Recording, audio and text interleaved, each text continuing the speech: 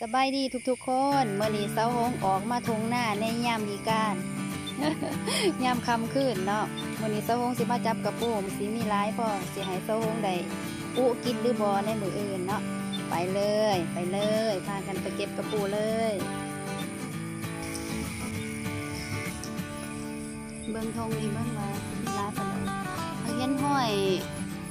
เขานี่คือกัดลายสงสัยมีร้ายอยู่ค่ะ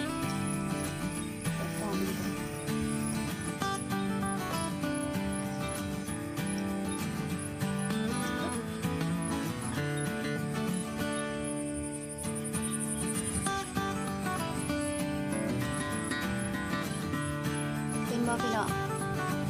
ตู้สีหมวกงามขนาดเลยกำลังกัดกกเขาครับเลยอึ๊บนี่จับได้แล้ว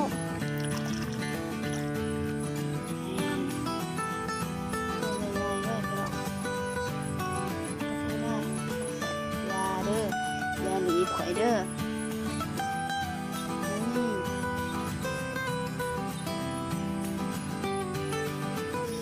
ลงหมอไปเลย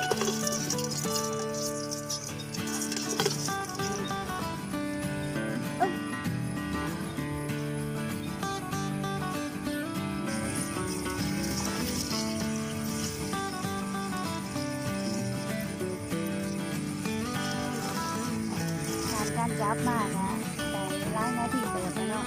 ว่าเบิ่งแม่หมอที่เจ้าของเก็บใจก็ได้เติบแล้วเนาะแต่ว่าตอนนี้เจ้าหงเห็น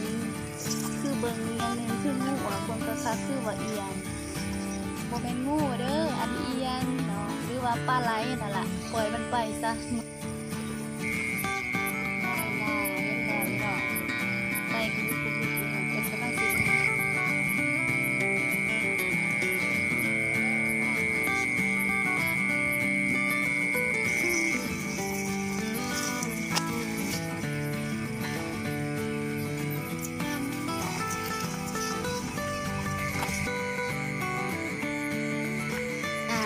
เก็บกระปูมาแล้ว